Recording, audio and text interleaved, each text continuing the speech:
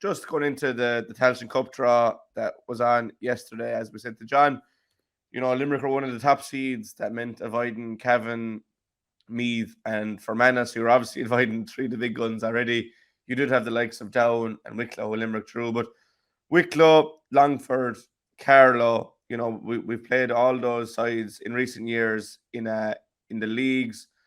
Obviously, if you remember victories over Wicklow in Aughrim, beat Longford last year as well in the Gaelic rounds, and Carlow beat them en route to getting promotion in 2020. So should be no fear for Mark Fitz on the side. No, Jack. Look, in many ways, and I don't want to breed complacency, but in many ways, it's a dream draw, Jack, and it's compounded also by the fixture scheduling, because if there were two places of the three that you didn't want to go for your away game, they would be Longford and Wicklow, and we've Longford at home in the first round, and then we travel to Carlow, and then we have Wicklow at a neutral venue. So, like, it's in terms of in those terms, it's all set up very, very nicely, and it's an immediate opportunity for Limerick, to finally exorcise the ghosts of Division 2, and build on what was a hugely promising performance against Clare, as John Ryan touched on it there, but it could so easily have gone the other way. Now, I know the sight of a Clare jersey probably lifts Limerick to new heights, and after the last 2 weeks, God knows we owe them a couple of beatings, but I have no doubt that they'll come too. But yeah, look, I think Mark Fitzgerald and his management team cannot be but happy with what the draw is, but you must guard against complacency. Like when I saw the teams, I was following it live. When I saw the teams coming out, when they were falling out and falling into Limerick's group, I said to myself, my God, our luck is in that regard. It has changed. And then when I immediately afterwards got the schedule of the games and how it was fixed, I said, that's another boost. So it's all in their own hands now. It's a very, very favourable draw. It's a very, very favourable fixture scheduling, but they still, Jack, have to go out and get the job done. Now, 3 out of 4 are going to come out of that group, and the situation is that the top team in each group will go through to this quarterfinals. The second team will go through to the preliminary quarterfinals, and the 3 best third teams and New York will make up the preliminary quarterfinals.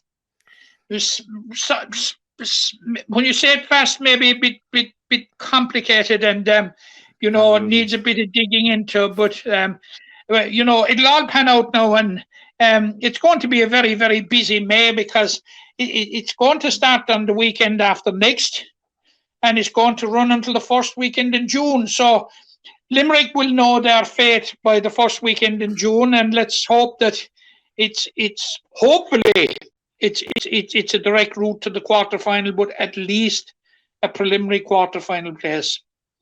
Yeah, you kind of touched on it there, but as a team that was operating in Division 2 and reached the Munster final, like, do Limerick need to be getting to the final of this competition? Do they need to be winning it? Or what do you think represents, a good season for Limerick as it stands now?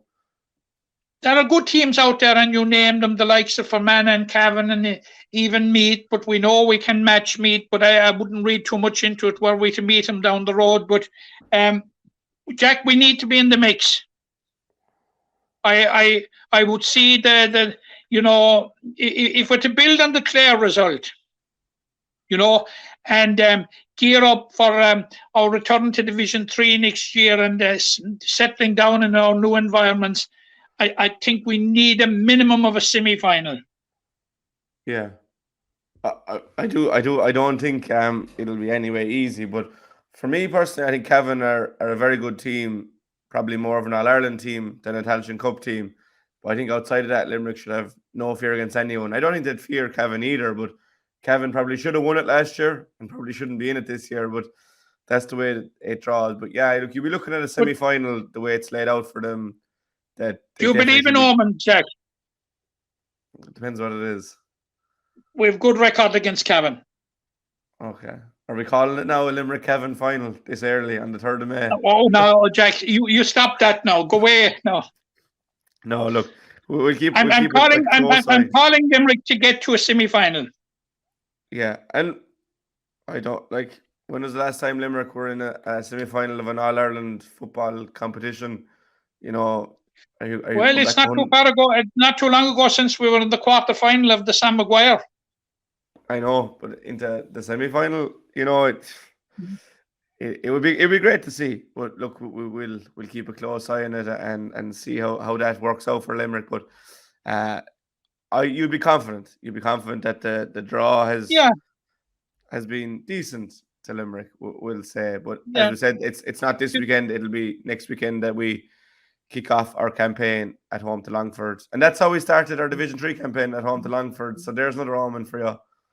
yeah.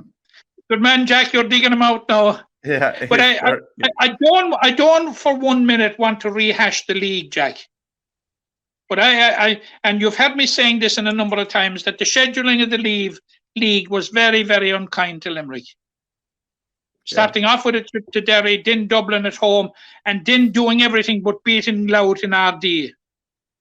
We could be talking about a different narrative now. I totally discount the final game of the league against Clare. It was a dead rubber in that both sides were already relegated. Slightly worried about the performance against Cork. Got a good result against Meath. And when you delve into Division 2 and Limerick in Division 2, the narrative isn't as poor as it looks at face value. At first value. Yeah. Well, you had 3 provincial finalists to start with.